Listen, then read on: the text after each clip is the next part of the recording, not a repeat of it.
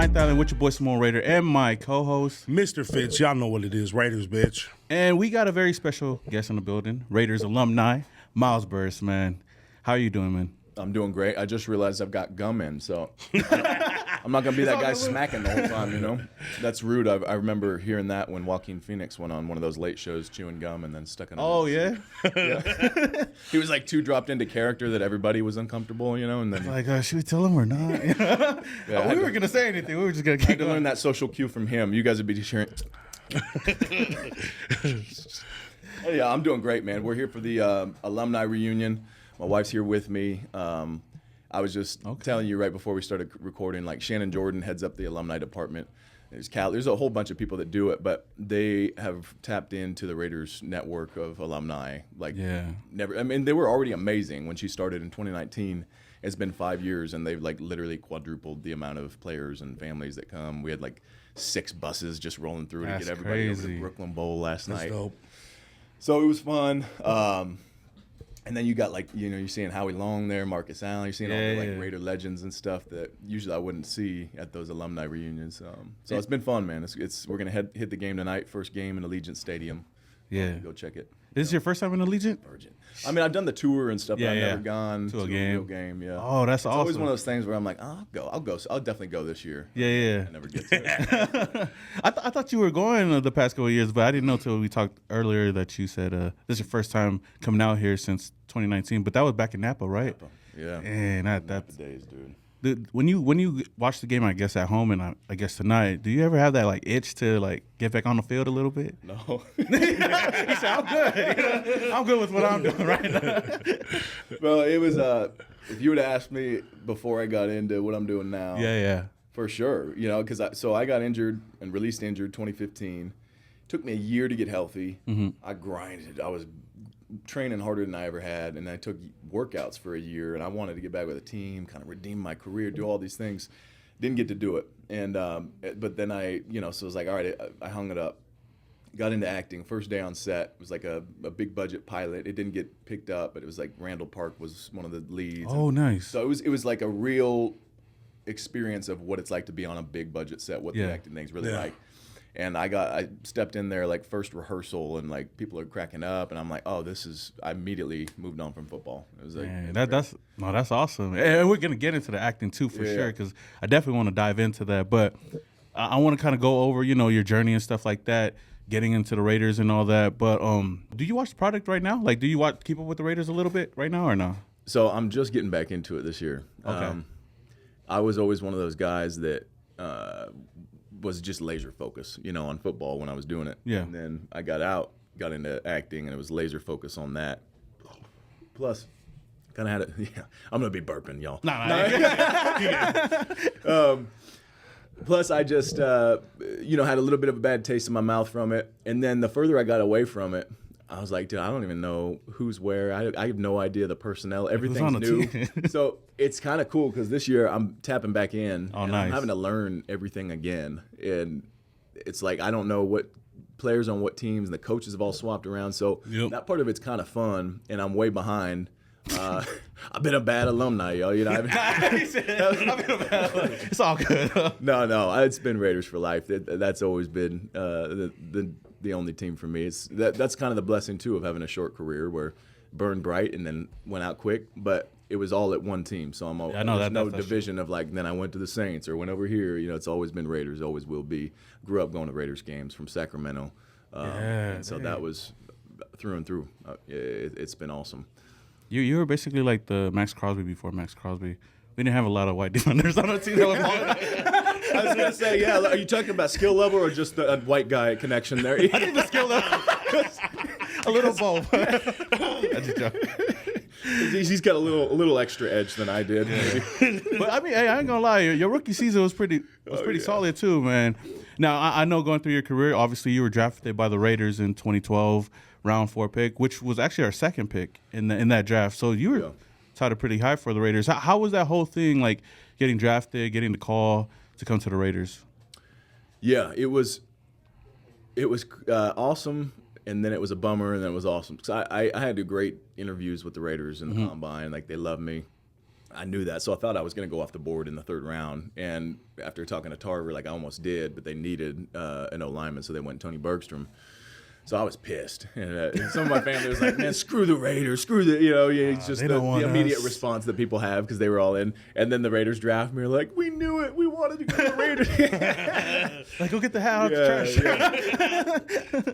So that was cool. And that was like, you get drafted and you hear it, and like I didn't get to watch anything on TV or hear them talking because you're talking to the coaches and your family's freaking out, and then you get like 200 texts from like everybody and you haven't talked to in years. Forever. All of a sudden, everybody got my number. Hey, cousin, remember me? Bro, it was wild. And then, just like from that moment, it all moved so fast. And even before that, really, I mean, you finish your college season, you go to your bowl game immediately after, like your folks are like handling the agents and stuff. Yeah. Like having to, then you're talking to them and meeting with all the agents, and then you're getting your family's feedback and like, we think you should go this way with it. And then you sign, and they're like shipped off right away to go to the combine training. And then you go to the combine, the pro day, and then I got engaged and we got married and go right into camp, and you're starting right away. It's like it moves so fast. I didn't have the time to even like slow down and think deeply about any of it. But it was really fun. It was great. It was high pressure. It was all the things wrapped in one. Yeah. And I can't even remember what the question was, but yeah, man, it was. No. It was just your journey and like the experience with all of that. And you got there a year after Al Davis passed away, and then we brought in what's his name, Dennis Allen, right? Yes. And Reggie McKenzie, but you got to play with a lot of the players over there that for me, it was like some players I grew up watching. I guess because those were kind of like the dark times for the Raiders, But yes, indeed. Yeah, it was. But then your rookie season, I want to talk about that a little bit. You had a solid rookie season for us. You had like 1.5 sacks and an interception. I wanted to go over those plays, at least the interception against Cam Newton and whatnot. How was what was your reaction after doing all that? I stood up and I went full water boy. I said, "Mama, I got the ball!" Mama. And everybody was swarming me, and they were laughing in the interior of it. Like, I can't believe he's pulling that right now. Because it tipped up in the air, and then he came out of nowhere. Like, oh shit! Yeah, that was a wild play too, because we had just installed that week. Yeah. And they wanted I was the will that year, but they wanted me to bail out before the snap and play the middle third like a safety. Yeah. I think we were going to 3 high. I was taking the center third of the field, and that was like wildly uncomfortable for me because I'm like, this is not my range here. I'm not a safety. And I hate the pass game, but I was just like got up there and I'm like, he's spitting out the cadence, and I'm just praying like, Jesus, help me on this one. And so I make a break when the ball's thrown. Yeah. And Phil Wheeler, he's here too. Oh, okay. He made a great break on the ball, tipped it right to me, and and then I had the most glorious 7-yard return that any white linebacker's ever had in the game. Yeah. No, it's funny because I was watching that play before I was doing my notes and stuff like that. I forgot who it was. I think it was 34 on the team, but once you get the interception, he was like, come on. But there was Mike Mitchell. It was Mitchell. Yeah, I was like, this dude's telling me he's not even trying to block. He's like, come on. He told me after, he's like, bro, I didn't think you were going to get up for a second. I was like, come on, we got to go. No, that was definitely funny, but I guess as an overall experience, how was it like being a Raider playing for the Raiders, and especially in Oakland? Yeah, it was great. I loved it. The family, I grew up right outside of Sacramento, so they were rocking it every game. That was really special. Generally it's really high pressure, at least, and I felt that a little bit. There's some of it where you can't even process it, and you're just playing ball, and then there's the other parts of it where it's like it's so different than college, because there's so much money on the line, and the locker room. Mostly even just like the player-coach dynamics are so different because these are grown men getting paid, and they're not like, hey, you screw up, you're going to be running after the, it's like all that goes out the window. And I can only imagine nowadays how different that is right out of high school with the NIL stuff and money getting thrown around and every player getting paid. It's not like just the dynamics were so different. I came from like Brady Hoke, who, came into the San Diego State and just a hard ass, and changed everything around. You're like scared of him, but like respect him so much at the same time. And you're so scared to like get in trouble. And if you did, like you're doing these floor pushes and just dying. It's just wild, dude. So then you come into a professional organization and people are calling the coach by the first name and like I'm like yeah, I don't know how to handle this. And what else was there? There was something else there that blew my mind. The dynamic wise, I'm No, you're good. You're good. yeah, I'm dropping it. It's not CTE, y'all. It's called AD. It's called ADD. So I didn't get hit that many times. No, and it's crazy now, like with the NIL deals and stuff like that. How much damage do you think you would have done with an NIL deal? In what way? I guess in college, like if you got paid in college, Yeah. you think it would have been any different or all the same? No, I've never been. I was always like a love of the game guy. Like I outworked everybody, not because I was competing with them, because I loved it so much. Yeah. You know, like I loved getting in the weight room. I loved like what I could become if X, Y, and Z. If I lift more, if I, compete with myself that much more, if I do this, drill work every day. I've never been money motivated in that way. It's always been the passion, the love. Like that's the money for me, and I know that the money will take care of itself if you get your craft to the point where it needs to be. You know what I mean? It'd be nice to not have to like budget every little thing and think about every little thing you're buying so you can eat enough and keep your calories high enough in college. And these kids aren't having to worry about that now. But they'll likely have a big need for what the NFL's been doing for a while, which is like, hey, educating the kids on the money. Like, hey, your family's going to start reaching out. Here's how to handle these conversations. And because I can only imagine, I've seen it with 22 to 20, 21 to 23-year-olds rookie years. I can imagine 18-year-olds and how they're just probably throwing their money around left and right and just buying brand new wardrobes every day and just dumb stuff. But $500 T-shirts. Yeah, I'd be the dude like getting like an extra like private trainer and doing speed work and hitting the track and like paying people off that way, to get better. But I can't even imagine what that world's like. Especially now, like with everybody's like their own brand. Everybody has their own brand now. With social media nowadays is so. It wasn't as big as it was like back in the days. So now people have their own brands. like sponsors and stuff like that. Do you know much about that world, the NIL stuff, and how these kids are approaching their brand? And I don't know. I don't know. I know of it, but I don't know how they're approaching it all. Because I don't know how they have time. And it must be like a delegation thing, like they're getting management companies that are kind of doing their social. Because the amount of time that you have to put in just as an athlete and just in the film room, let alone like now a student athlete, and you got to make sure you're doing your 12 credits every semester, and there's no time to like be Mr. Social Media and doing it all yourself. So I always wonder how these kids are doing it and how the ones that are winning in that game, are thinking about that. Well, I heard personally, LT. Remember LT? Yeah. He's Juju Smith's brother. Okay. So Juju Smith, I know, has his own team that helps him with social media. Really? Yeah. Okay. Yeah. So I would think so too. Yeah. Yeah, because he's always been one of the most well-known in the social space, whether he was one of the best players or not. Yeah.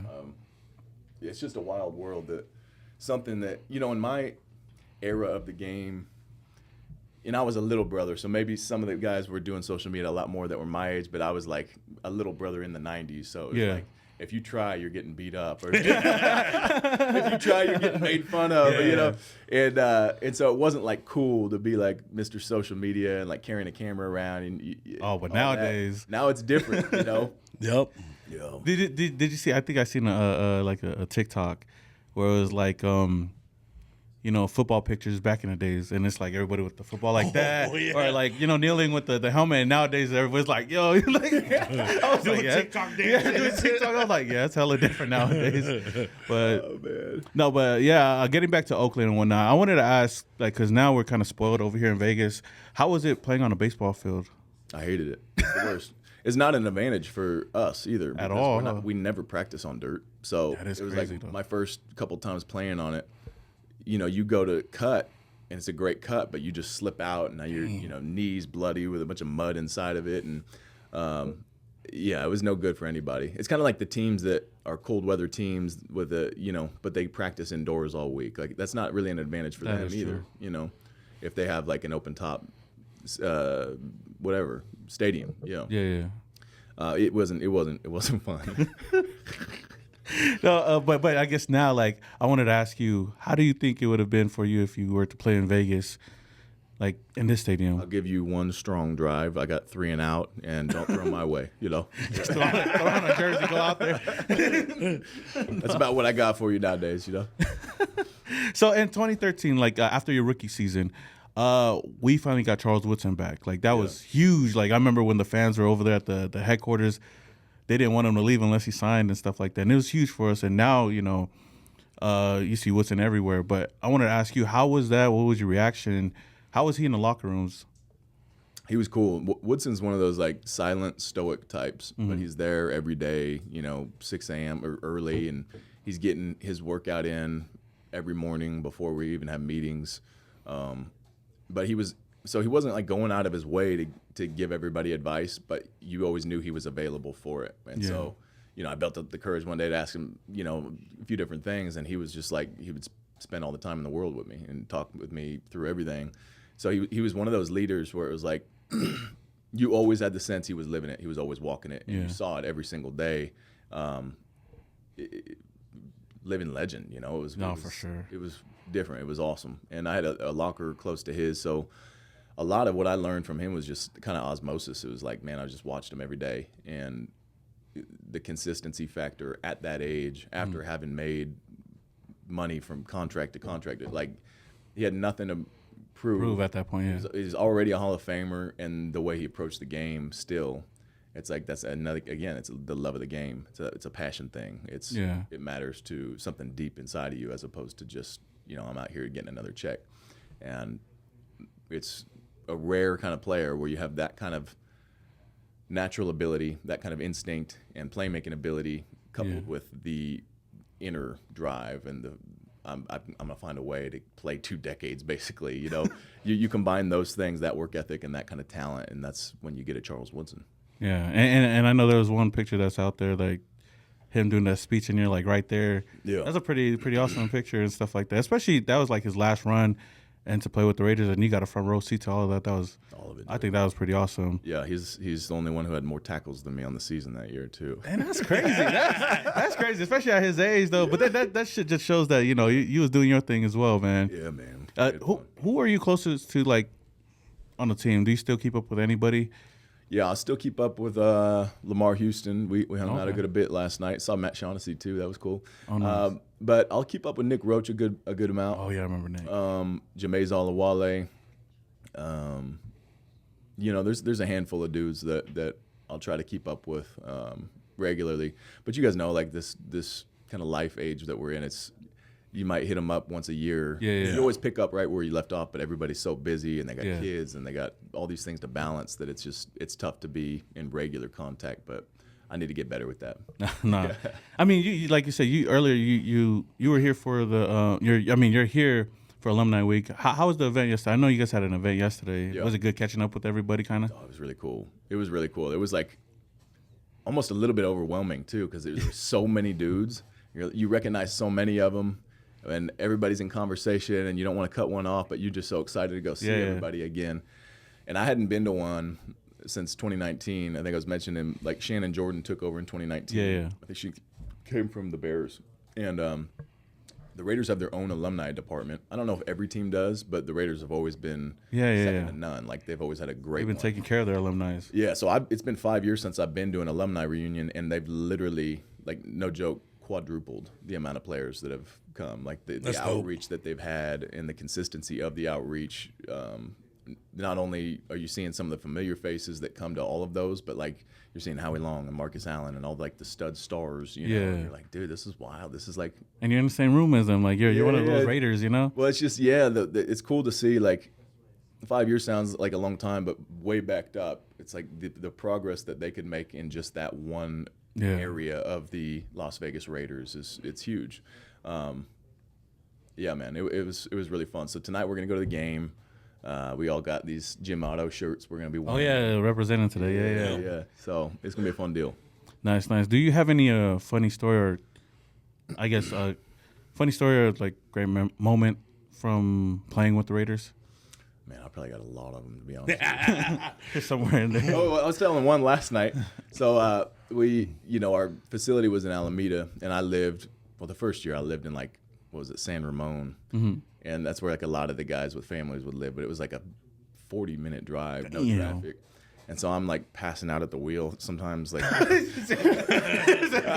was like, babe, no, I know you like it out here, but we're going to Alameda. So it was a 3-minute drive, no matter. It was all back roads, It was a mile from the stadium. So we get to the first stoplight. I got to go left, and all of a sudden I hear, hey. And I look over, and there's this blacked out car, blacked out windows rolling down, and Lamar Houston sticks his head out the window and goes, "You white boy." And then I just hear him speed off. Lamar, we were always tight, but we just had a funny relationship, man. He would always be, "Hey, white boy." That's hilarious. Yeah. No, man. He called me Awi. All white everything. Yeah. I'm going to start using that. Yeah. And did you call him like, no, I called him Abe. He was good with it. He's like, hey. No, that's hilarious. Have you met or like had any like run-ins with Mark Davis though? Yeah, I have. So he didn't mix it up with the players a lot when I was there. My first ever conversation with him wasn't until like my third year. Okay. And we were it was week 1. We were in New York to play the Jets, and we were trapped in the same elevator together. So it was like, hi, how's it going? Yeah. And he's like, long elevator, well, stay out of trouble out there. I'm not doing anything, You should be telling Lamar that. No, he's always been cool though. He's always listened to the alumni, and he may not be as vocal as his dad was, but he's always showed his face at like even the alumni stuff. And we've been able to mix it up a few times since then, and it's been cool, man. Like you said earlier, after 2014, you got released. I wanted to ask, did it catch you by surprise, and how was life after that? Like, was it a tough transition to figure out what you were going to do after playing football? Yeah, no doubt. The transition's tough for anybody, probably even if you're Ray Lewis going out under the sun the way you want to, winning a Super Bowl in 17 years. And part of that's just you've been known as a football player your whole life. You've never really maybe had a real job. Football's been your job since the first time you strapped it up as a kid. And your dream came true. So anything you do after that is like you got to start at the bottom of the totem pole, and you got to find a new craft. Some guys do a much better job than probably I did. Like I said, I was locked in, tunnel vision, nothing else but football. I'm going to make the most of this one shot that I get. But a lot of guys, they'll like tap into other things in the off season. They're like, hey, I'm going to try this broadcast boot camp, which I did. I did one of the years. But they kind of have a better idea of how they want to transition out, and they build community and networks in that area before they leave, whatever that may be, a knee injury away or 5-7 years. But it certainly... It caught me by surprise, and it didn't. Like, obviously, you could add everything up and be like, oh, yeah, that was likely. New coaching staff, they clean house most of the time when they do anyways, the players and coaches. On top of that, I'm injured, so I'm not able to perform and prove myself like all the other guys anyways. They brought in some other linebackers and then drafted more because I was injured at the time of the draft. They bring them in, and it's like, all right, well, let's move on from Burris. Let's go. Yeah. And then it was tough too because I had, a knee injury that like on paper it should be like, hey, scope it out. Let's move on. 4 to 8 weeks he'll be running again. And 2013, if you remember, like I had a scope and missed almost the whole year. I was on the PUP list and played the last 6 games. And even then, it was questionable. Like, they had to give me a workout to be like, hey, are we going to activate you or just keep you on IR the rest of the year? And I did just good enough to kind of, like, peg leg through some special teams at the end of the season. My knee just didn't respond well at all to the surgeries. I went to, supposedly the best of the best, James Andrews out in Florida. Got a couple scopes, and it was just like everybody in the facility is looking at me, and I feel like I'm letting them down. And they're like, it's a scope. They all know what's going on. And I'm like, I don't know why either. I can't even bend it like this far. It's just like a softball. So yeah, it was shocking, but at the same time, to your point, it was like you could kind of see it coming. And then the hard part for me was the NFL moves so fast. So, Yeah. okay, I'm trying to get healthy, and again, the knee's not budging. It's not, I go to plant my foot in the ground and cut, and it's just boom, jello. Like the quads won't even fire, because there's so much inflammation, it shuts stuff down.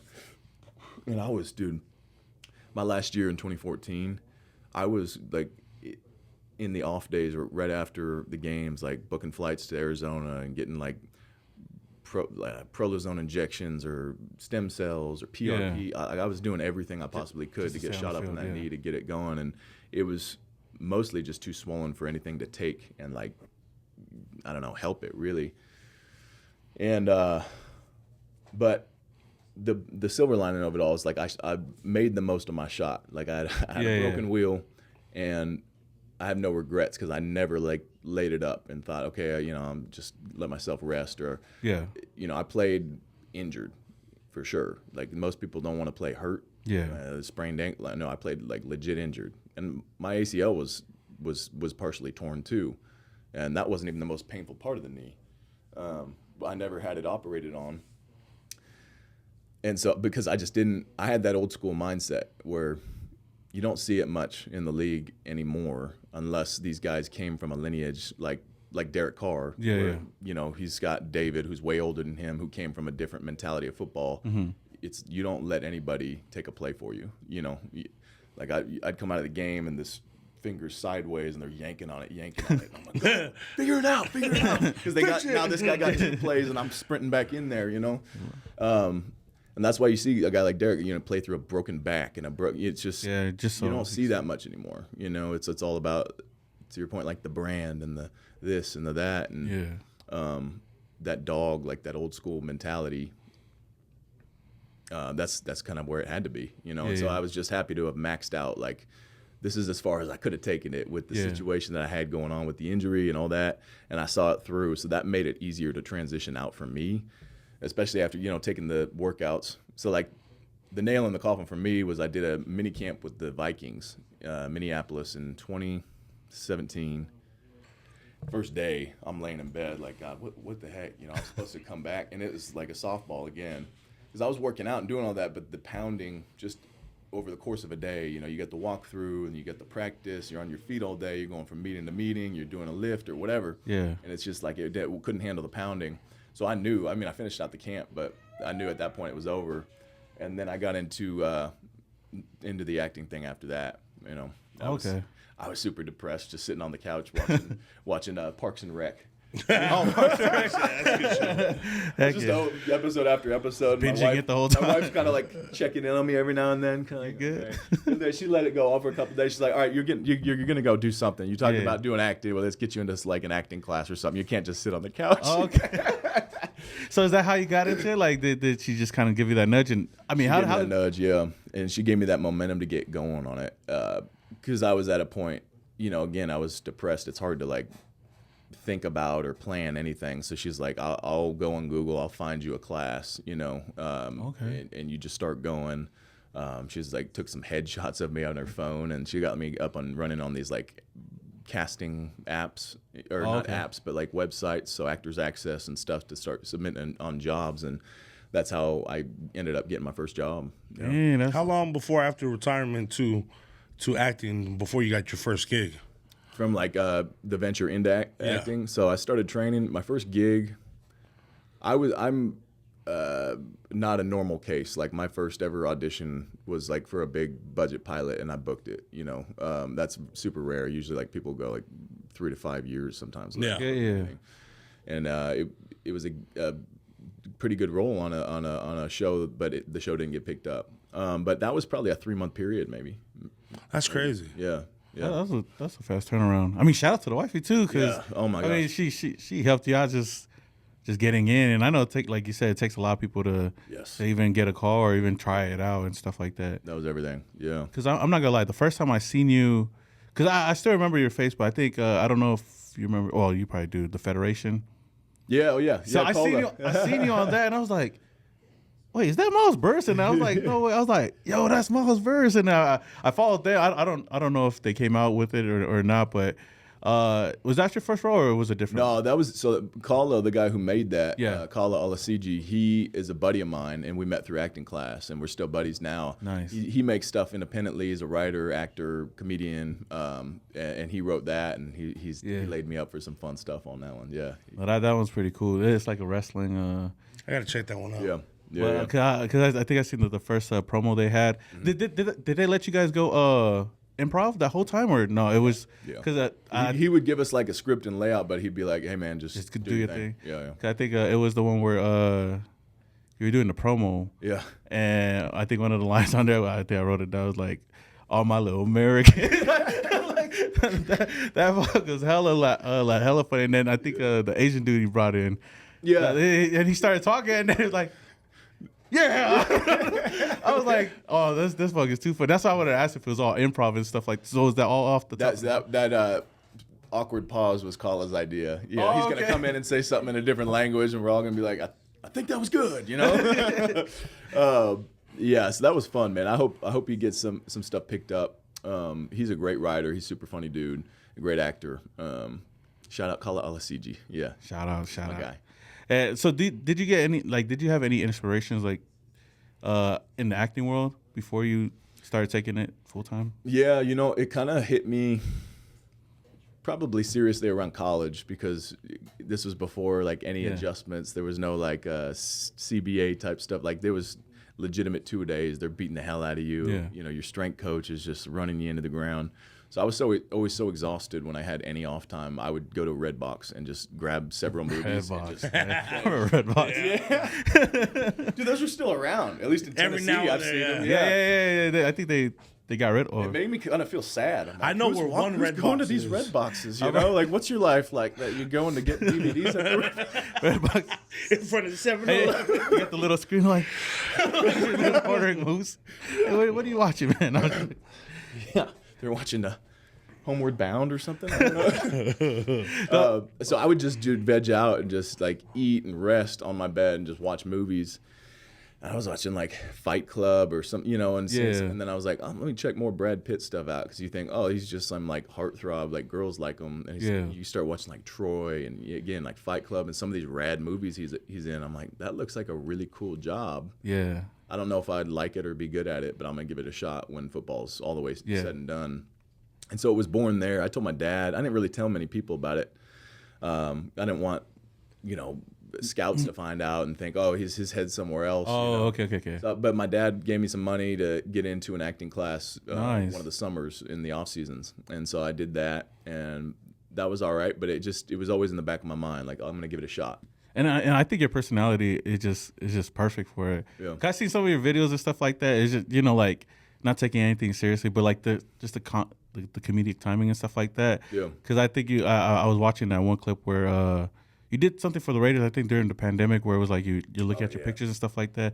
But I seen the little comedic stuff you were throwing in there, the awkward pauses and stuff like that. I was like, yo, because that's how I like doing my content too. Yeah. When I talk about the Raiders, it's more like that. And have you ever watched Blue Mountain State? Yeah, I've seen some of it. I get that reference a lot. I was like, that castle, right, bro? You give me that same. Bro. You watched it before? Huh. Yeah, that's Alan Richardson played Thad Castle. Yeah, the the guy one that plays Reacher now. The Reacher, yeah, bro. Yeah. He's my favorite, on that show. But you kind of give me the same vibes from that. Yes, I get that a lot. In fact, I auditioned for Reacher season 1, one of the main villains for that season. And they sent me the script. I went after it. Read the book it was based on, the script, and knocked the audition out of the park. And the casting director reached out to my people, and they're like, dude, this is just what we were looking for. Mm-hmm. But he looks way too much like the lead. We can't have is he fighting his brother? What's going on? You could just do a Robert Downey Jr. What you mean, you people? No, that's crazy. So, I guess a little bit after the Federation and stuff like that, you did a little bit of the wrestling stuff. Obviously, we're big fans of Young Rock because our uncles in it. Our uncle, some of our cousins. But how was that? And how was that whole process into getting Young Rock? And obviously, you played Triple H, which is one of the main. One of the goats. Yeah.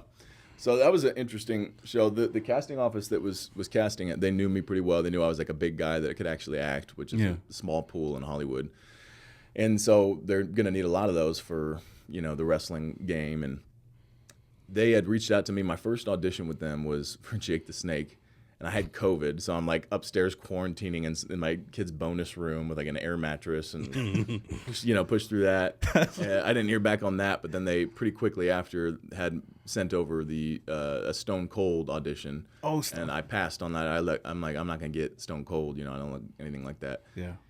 And then they sent the third one for, and I think I told my reps too. I was like, it's shooting on Australia. Like, I don't know. One, I'm probably not going to get this if I put a bunch of time into it anyways. But two, my kids were young. My wife was pregnant. Yeah. And so I passed, and then they came back again. They're like, okay, Triple H, whatever. And I was like, all right. Okay, I'll read for it. I don't have a shot. I don't look anything like Triple H. me and all the fans and all the people who've seen any of the content know it. Oh, yeah. Let me know. Well, most of them didn't look not even Stone Cold. And so I didn't even really prep it. I just was like, all right, Jen, let's go shoot this real quick. I looked over it for 5 minutes and I just threw it up, and I was like, I'm not going to get the role. I don't look like Triple H. And the next day they were like, all right, you're the guy. You're going to go to Australia for a month and a half. And so it was like, it was super awesome. I worked like 3 days the whole time I was there, but they had to keep us out there. So you just chilling. It was so much work to get us out there because of the COVID stuff. That is right. Yeah. So we had to go quarantine in what's the main city, like city out there? Osborne? In Australia? Yeah, I'm blanking on the name of it. Sydney. So Sydney, but we didn't have to stay in the room. They're like, just don't get sick, have fun, So we were just out in Sydney for 2 weeks, and then went to the Gold Coast for a month, like the most beautiful oceans, and it was awesome. And I only worked 3 days. We were just basically on vacation. And my wife's at home manning the whole house with the kids, and I'm calling her. I'm like, yeah, no, it's fine. It's not like super awesome or anything, but you gotta downplay. You gotta downplay everything. Like it was. I really wanted to be home the whole time. I'm just working. Just go work out.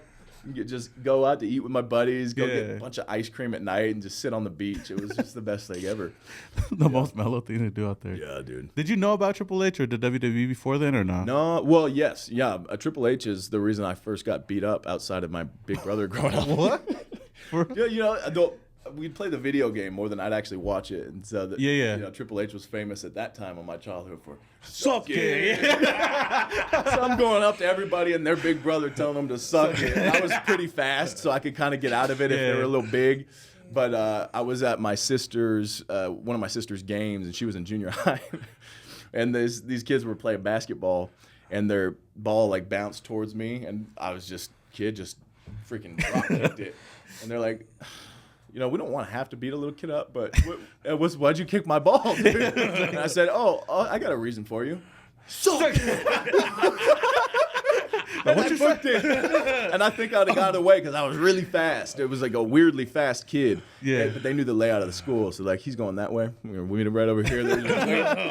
I mean, it got a lot of kids in trouble back in the day. Oh yeah. So it was only right that I got compensated later in life to play Triple H. That's hilarious. I got paid to do it now. Yeah. But that's pretty awesome. Got the wig and everything. Almost looked like him too. Yeah. A lot of the people online were like, they should have put a prosthetic on his nose. Because he has the.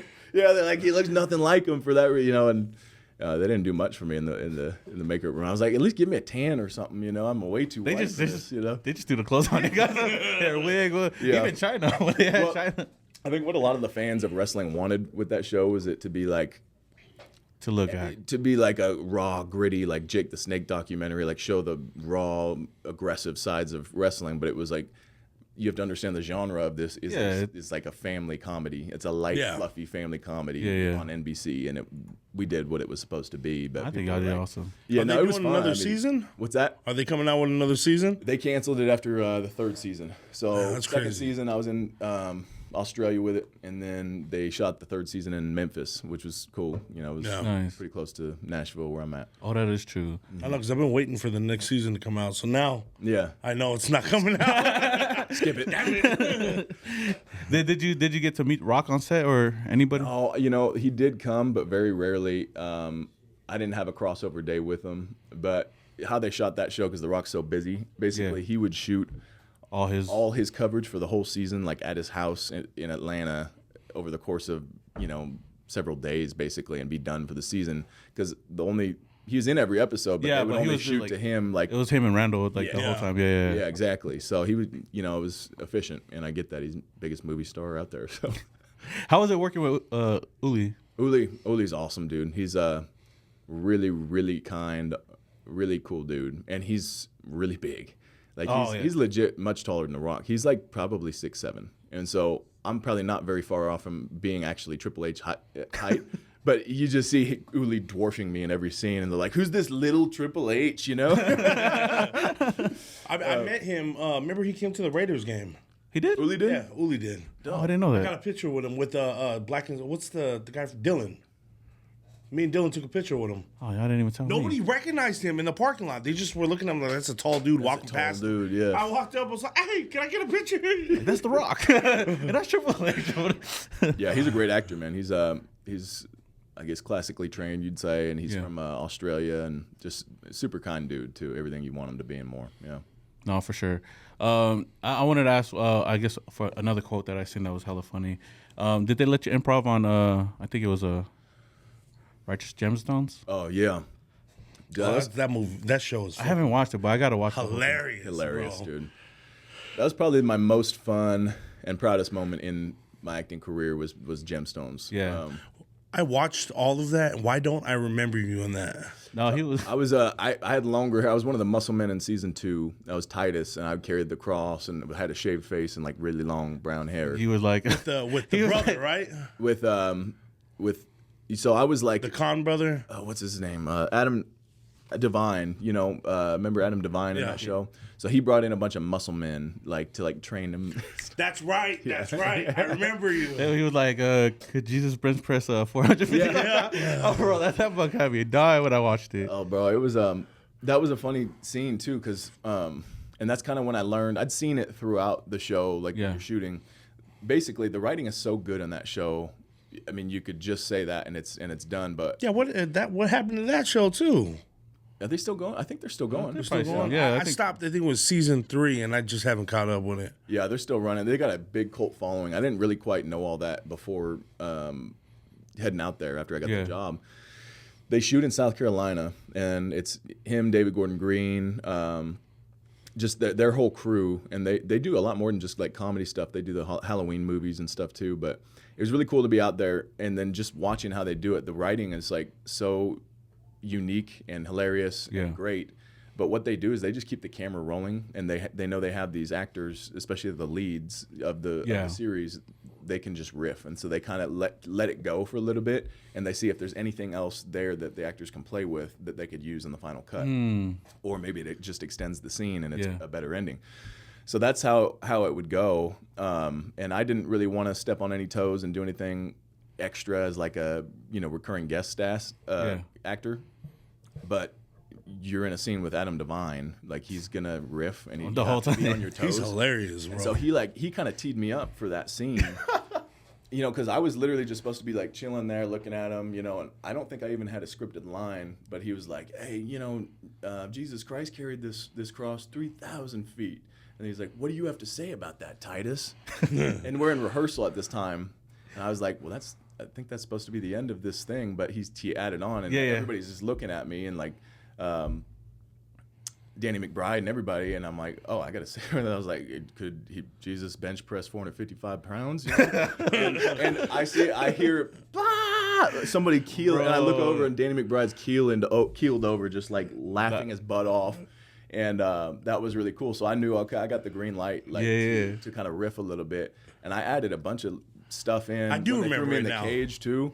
And I remember driving home thinking like, dude, did I do too much? Like, they talking about me like I did too much.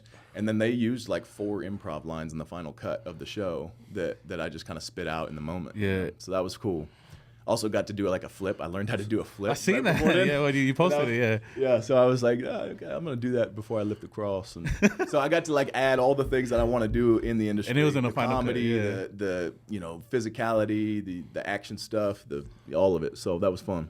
Yeah, I could tell like with the improv. That's why I ask all the time because I'm a big like Office fan. Yes. So I love the comedic timing and the improv on there. So when I see, I'm like, oh, bro, that's too funny. Yeah. But I could see you kind of like you're probably gearing up for your Marvel call, right? He got the flips. He got everything.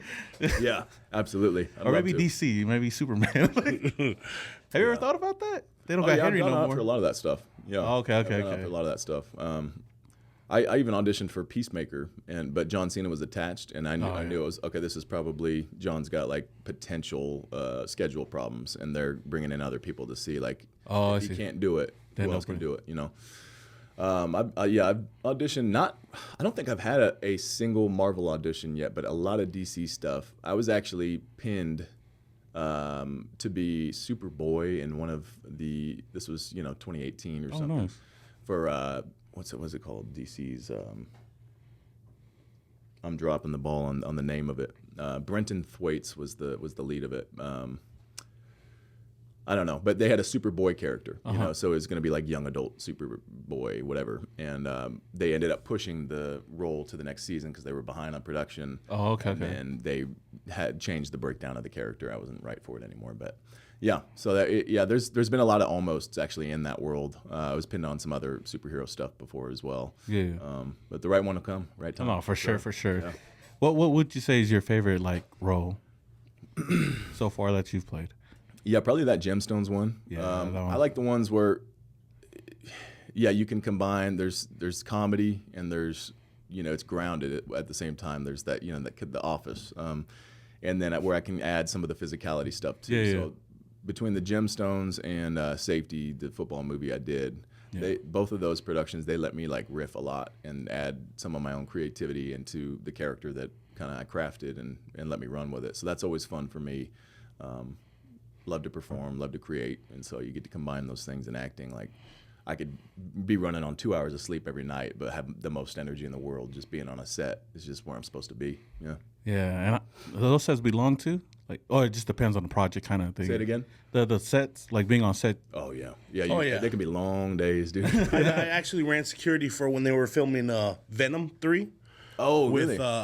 Tom Hardy. Where they so shoot they shot a scene out here at the what casino was that? The Paris Casino. Mm-hmm. From the freaking elevator to a slot machine. That one little scene of maybe 5 sentences was about 8 hours. Oh yeah, it's wild, dude. Like it's like retake. I was like, yeah. I'm standing there because our job was to hold everybody back. Yeah. Yeah, and I'm sitting there and I'm like, hey, you guys got this. I'm taking a break. Yeah, it's why as an actor, I just love to show up and do it because, I mean, the whole joke is like you sit around and wait. That's all. Yeah. That's Hollywood. That's acting. Yep. And it's that one shot. They probably used maybe 2 seconds of that. Oh, I'm sure. I'm sure. And every setup takes like another 45 minutes to set it up and get the lighting just right. Yep. And they maybe don't even use that shot of it. There was a scene. I was working the set of CSI Las Vegas. And there was a scene that drove around the block. Just car action, you know what I mean? And it's not a lot of action, but that one scene was like 2 weeks. Yeah. Driving around the block. They had everything blocked off at nighttime for the nighttime scene. It's 2 weeks, just one scene around the block. And I was tripping out. I was like, man. But it pays off when you see it at the end, huh? Be like, it is you cool. get to see like, oh, damn, heck yeah, that's me right there. Yeah. Well, what would you say is like the hardest thing about being an actor or being in that world? The droughts, especially coming from an athlete's background. Yeah. So as a football player, you get immediate feedback always. It's like, hey, you screwed that up. You're supposed to get the A gap, or you didn't shuffle your feet the right way, or that's why you got hit on this block. And then you'll go into the film room, right after practice, and they'll break it down even more. And now you can see it, and be like, oh, now I know what to do. Yeah. In this, I think a good booking ratio is like 1 in 20, that maybe average is like 1 in 20, 25 or something. overall throughout my whole career for film and TV stuff, like mine's 1 in 10, and still there's but sometimes it'll be like book, and then you go 30 without anything in there. Yeah. You don't know. And so the hard thing with acting is if you don't get a role, it doesn't actually necessarily mean you did something wrong. Yeah. In fact, a lot of time the best actor doesn't get the job. It's somebody that has the perfect look that the producers have in mind, or there's a million factors. Yeah. But the rejection is just silence. So it's not like, hey, this happened because X, Y, and Z that you get in sports. And this is just like, okay, so I didn't get the role. I gave everything on this. Yeah. And you don't hear anything back, and that's frustrating. And it's also part of the reason I'm trying to get more tapped into this online space and the social media stuff, because the divide between legitimate entertainment media and like social media and YouTube is getting smaller and smaller, and now it's starting to morph and merge. And I'm like, well, I got to start creating my own stuff then, the way I want to do what I want with it. And I know people are going to see it, because I can do something that's like I poured my heart and soul, like say that Reacher one, like go through the script 2 times, read the entire book, get coached on it for hours, and just everything is locked in, and it just goes to the casting director, and they're like, oh, he's great, but I'm not going to send it to the producer. You don't hear anything about it. And so it's like, man, I got to take this into my own hands a little bit. So I'll have to pick your brain more as for sure some time and learn what I can to how I can get this teed up. But that's the frustrating piece is like you can't like blow a business call as a businessman. You could just make 250 more calls and strum up some more meetings. You have an agent in this game. You don't know what they're doing behind closed doors or when they're going to give you more opportunities. So your only job you can have really as an actor is to have your craft ready when they call and hope that you're right for the job, and then stay on top of the relationships you've made in the industry, because nobody wants some desperate actor reaching out to them and saying, hey, can I get a job? It's like, there's so many actors that do that, and it's the ones you meet on set, the ones that you keep up with, and people, they'll eventually as time goes, they make their own stuff, they bring you in, it's all that. So yeah. No, right on, man. But yeah, before we end off here, man, it's been great so far. I wanted to hit you with some rapid fire questions. Yeah. To end it all off. Okay, first one, your favorite movie of all time? Forrest Gump. Oh, that Life was like a box of chocolates. it explains your character too. Like the whole thing is funny. TV show. The Office, probably. Yeah. Yeah. Do you have a favorite quote from the TV show, from Office? The first thing that comes to mind is that's what she said. Just because Michael was like couldn't help himself, they'd always tee him up for that. Or Dwight Schrute's tit for tit. That's a good one. I always say that one part where you remember Jim bought him like Dwight Gator. He used it on I forgot his name, Oscar. He's like, oh, it works. Like, but it was a metal detector the whole time. That's my favorite. I watch that show all the time. So good. Favorite hobby outside of football and acting, obviously. Favorite hobby? Good question. Probably still lifting weights, maybe. Yeah, nice. Lifting weights. Favorite food? Scratch that. It was probably martial arts. I started getting into martial arts, not competitively. I really love it. Yeah, that's dope. Yeah. Favorite food, pizza, and that was a commitment I made as a kid because I was such a Ninja Turtles fan. I was like, hey, nice. Pizza's my favorite food for life because the turtles like it, so it's got to be good. Have you ever had New York pizza? Explain that again. Is that the reverse sauce and cheese situation? No, that's called the upside down pie. Yeah, okay. Like, me being on the East Coast the last 3 months and me growing up on the West Coast, eating pizza out here that I thought was great. Yeah. Going to New York to like Louis and Ernie's, Sal's Pizza, all the stuff in New York. Yeah. The best pizza I've ever had, life-changing. Yeah. And it got better and better and better while I was out there. Yeah, I don't think I've had legitimate New York pizza. You got to try it, bro. I need to. It's different. Okay, I'm in. If you were to be in the Olympics, what would it be for?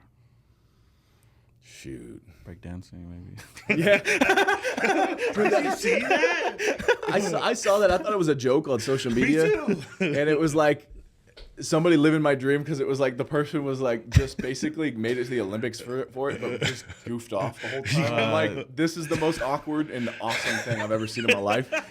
also, it's like, come on, Olympics, you're watering stuff down too much. And I guess the rule is they have to add certain sports every so often, or so many years, or each games. But yeah, they're throwing in breakdancing and stuff. And at some point, it's like it's not going to be this amazing, awesome thing to like be an Olympic champion, unless people are like, yeah, we know the real sports, like the gymnastics and the basketball and the whatever. I mean, they took it off though. You seen it? They took what off? Breakdancing. Did they? Yeah, they took it off for LA, so she killed it for everybody. Oh, that's so good. Oh man, I mean, if I had trained for it, probably like Olympic lifting or. No, my knee didn't bend all the way. So what are the other ones that are like for big strong people? Is it just Olympic lifting that they have? No, they got the toss with that disc. Discus, okay. Or shot put. The pole. Wrestling. Synchronized swimming, maybe. That's a good one. It's entertaining. Role that you would love to play. Role that I'd love to play. Kind of like, Ryan Reynolds always wanted to be Deadpool. Yeah. Is there something out there that I used to always say Superman, but that one's tapped now. Let's see. The lane up, I don't know. I haven't thought too deeply on that because, again, it's like I try to just focus on what I can control. And I'm not quite in the position yet to do a Ryan Reynolds where I got, I'm an A-lister who's got some pull with the studios and all that. We'll get there. But the lane that I'm trying to go down to and niche myself down towards is like the big guys that can act, like the really, really big guys, not like the MCU characters that go from $175 to, right under 200 for the lead role, but like the 250 roughly pounders that can really, really act through and across every genre. That's like really just Dwayne Johnson, Dave Bautista, Alan Ritchson. Yeah. There's who else is there? John Cena. You might be able to throw like Chris Hemsworth in there only when he's like at a certain bigness that he plays in Thor. But he's typically not that big. Then Terry Crews, but like all those guys are a lot of those guys are getting older, and so if I can get at least known as like that next man up now when they have scheduling conflicts, it's like, all right, throw Miles in there. I think that's going to get me more work. So you think of like Batista playing Drax or things like that. That's kind of the route that I'm trying to go where. Yeah, I'm a big guy who can play into the type and against it with the comedy, and I'm gonna have fun with that one. Yeah. Heck yeah. Most underrated player in the NFL. I would probably need a lot more time to really think that through to give a good answer, but I don't know. No, I don't even have one. No worries. I think the first thing that came to my mind was just Gardner Minshew, and not because of the underrated thing, but because I'm the biggest fan of his right now, and I haven't even really like. Followed all of the film and stuff. I just watched him on Crosby's podcast, and I was like, dude. At first, it's such a distinct, mannerisms and just quirks that you're like, is this guy? Is he putting this on? And then you can always read the eyes, and I'm like, oh, this is really who you are, and I love it, and it's just amazing. I'm a big Gardner Minshew fan, no matter what happens. Oh, do you have any future projects coming up or? Just auditioned for Happy Gilmore 2 yesterday, so hopefully that's nice. a one. I don't even know if I'm allowed to say that, but screw Hollywood, I don't. Until they give it to me or not. Nah, but I appreciate you coming on, man. Is there anything that you want to put out there or like let the people know where they can find you? Yeah, I'm on Instagram at Miles James Burris, same handle on TikTok, and what else is the other one? YouTube, Miles Burris Official. So yeah, I'm gonna try to get more tapped into the football world. Throw some funny stuff out there. Maybe I seen the one that you just dropped too. The one in the airplane. Oh yeah. Did you see it? I didn't see that one yet. I'm trying to get more active, and we'll see. Some people don't take to my humor, but trust me, this guy. If you see this guy's humor, right? I built my following off of dark stuff you're not supposed to talk about. So my following is a little bit older. It's like my generation. Yeah. Stuff that you might get canceled. People are sensitive about some of the stuff I talk about. No, but I appreciate you coming on, man. This is awesome, man.